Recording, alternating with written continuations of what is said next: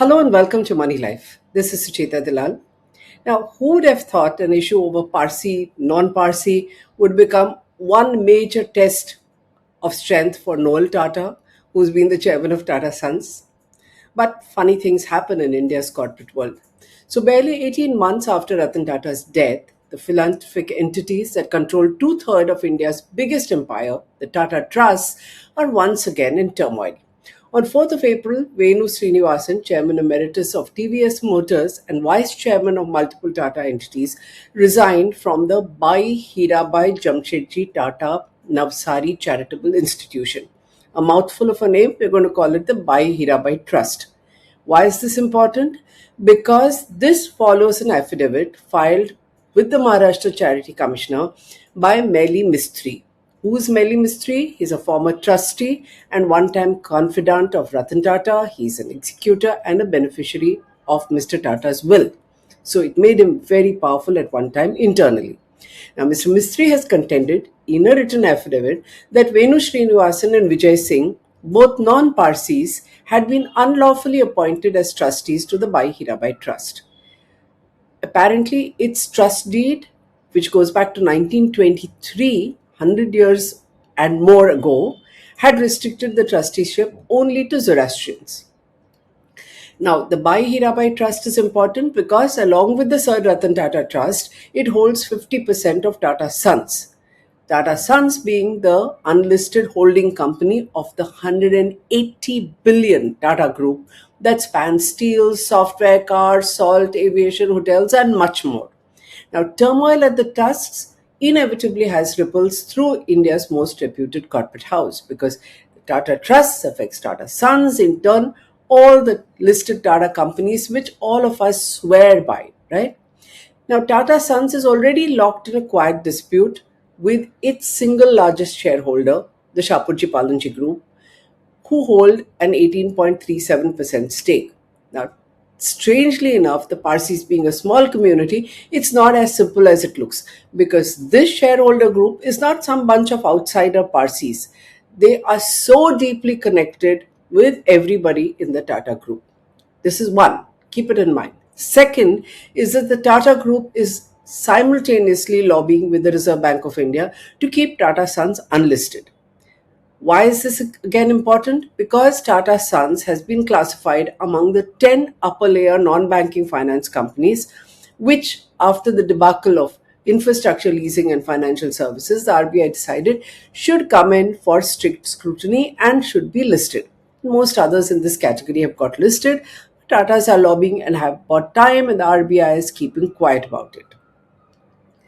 Now, all this makes RBI look rather strange because if you have a strict rule because of a systemic shock, then what are you doing keeping quiet about Tata Sons just because they paid back their debt and said they won't do any guarantees and impose some self-restrictions? All of it looks hollow when there are these internal fights going on and people resigning overnight.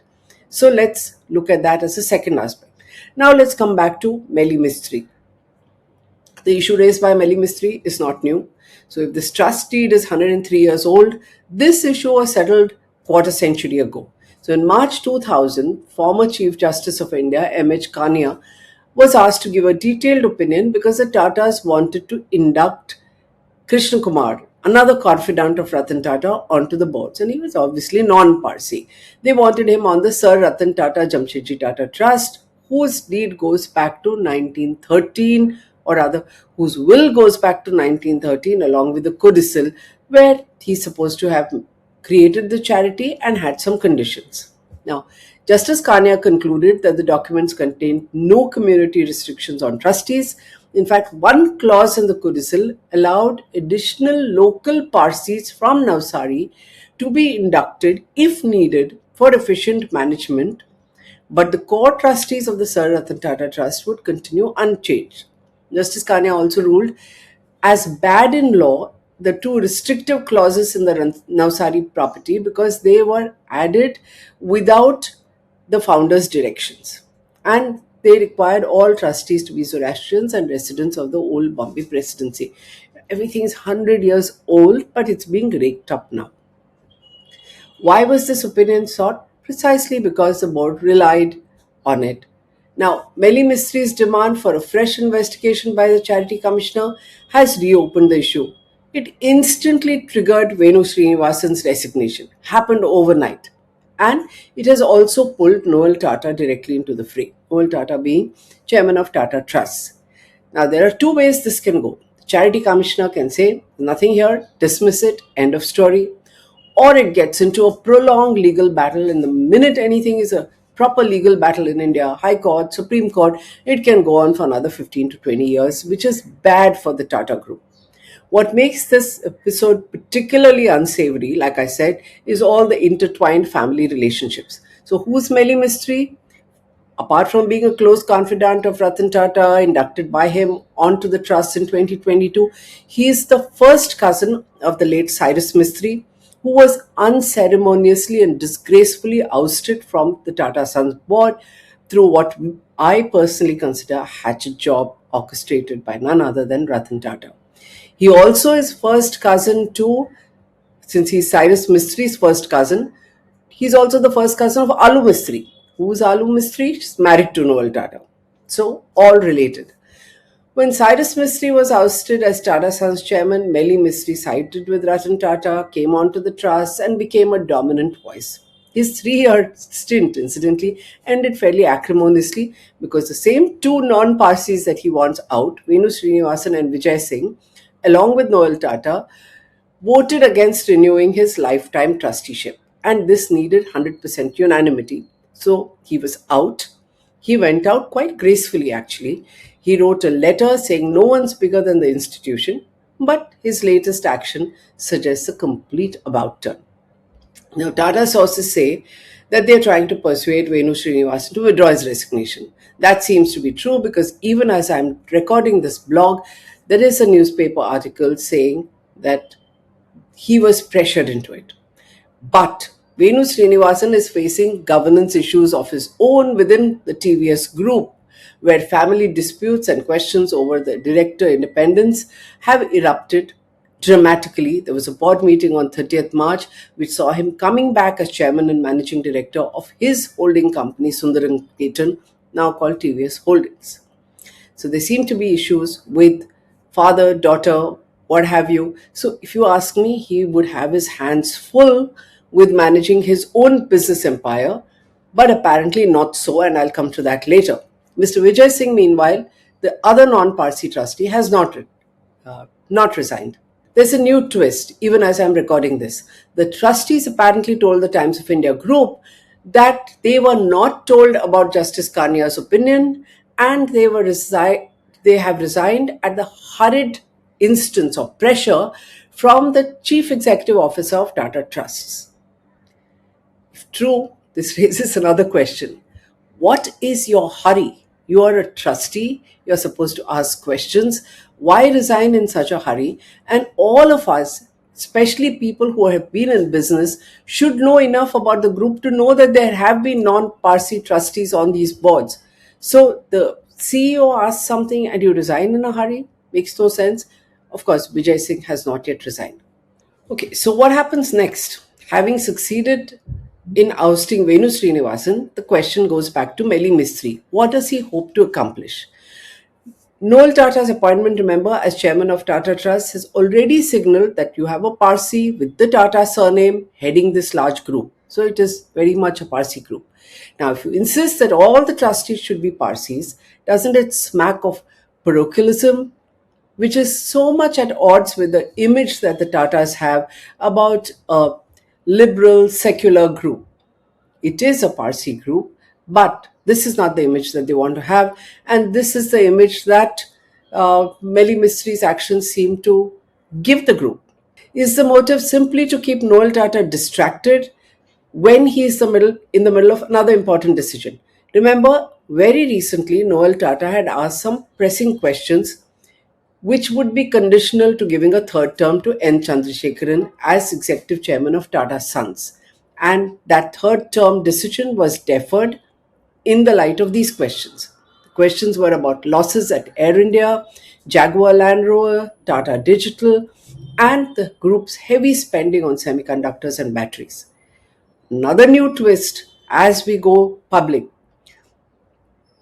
Apparently, the Economic Times has carried a report that the losses of Tata Sons are likely to be a staggering 29,000 crore in 25-26 as compared to the earlier projection of just 5,700.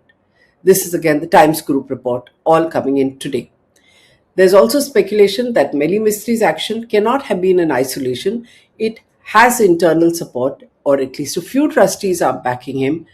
And this goes into creating dissonance with the group. This is damaging for the group, and it's not clear why trustees should do that. It's a strange gamble. Government has so far, remember, refused to allow anything to happen. It has refused to allow destabilization of the group. It was happening just after Ratan Tata's death. We did a separate video blog on this in 2024 when intervention from Delhi ended the power struggle and Noel Tata was appointed as chairman of Tata Trustees in a hurriedly called board meeting. We were told it was on directions from Delhi. Then in October 2025, there were rumors of a second coup. The top brass of Tata Sons again rushed to Delhi, again got support from the government. Now it's happening again, 2026. This kind of persistent factionalism would erode the group's long history of stability and invite greater scrutiny of Tata Sons itself. Remember, Tata Sons is under pressure to go public, and it ought to go public, in my view. The Tata Trusts and the Tata Group, professionally run, value driven, has a stature and a governance premium that is so huge that all kinds of controversies that have affected it, whether it's Neera Radia and the 2G issue or the manner in which Cyrus Mistry was ousted, did not do anything more than a small dent which it bounced back from. This cannot go on forever. There's no Ratan Tata heading it. And if the trustees and Noel Tata are constantly going to be involved in unseemly skirmishes in unlisted entities, then both the government and the regulators have to worry about what is going on in this group and what else are the trustees capable of doing. This is especially relevant in the context of the US-Iran war because there's been a surge in global prices. It's triggered a shortage in helium, which is critical for semiconductor fabrication, which the group is into, aluminium, which is vital for automotive and aerospace manufacturing, then which is again semiconductor and battery. And then there is going to be disruption of global supply chains, which could affect Jaguar Land Rover, which is already facing huge losses, and raw material supplies. Then, of course, there's aviation fuel and the beleaguered Air India, which seems to be going from one issue to another, is going to continue to face additional pressure. This is clearly a stress test from Noel Tata. Which way will he go? Can he manage it? He has to take lessons from Ratan Tata himself. In the 90s, Ratan Tata ruthlessly crushed the satraps and asserted control over the group. Those were far more powerful people than the ones in the Tata Group today. He restored stability and he got people who opposed him out. That was required to restore the image of stability in this blue chip group. It is required all over again. The task will be made easier because in the Parsi community, which remember is a very small but very powerful community, Noel Tata enjoys a lot more support and Mehli Mistry and his actions are viewed with a lot of suspicion. Then there is the government. It will and has to take a national view. The Tata Group directly employs over 1 million Indians, operates in strategically vital sectors, semiconductors, civil aviation, defense manufacturing, green energy, IT. So, with the governance premium being rapidly eroded by things that are happening inside and the fights, the cleanest way the government has of restoring discipline is to subject Tata Sons to public disclosure, market scrutiny, and capital market regulation. Then it has to follow certain rules. It is tracked by analysts, it is tracked by two separate regulators, and in an era of geopolitical turbulence, putting the nation first demands nothing less. If you agree, subscribe, share. This is about corporate India, but many of you use Tata products every day of your life. Thank you.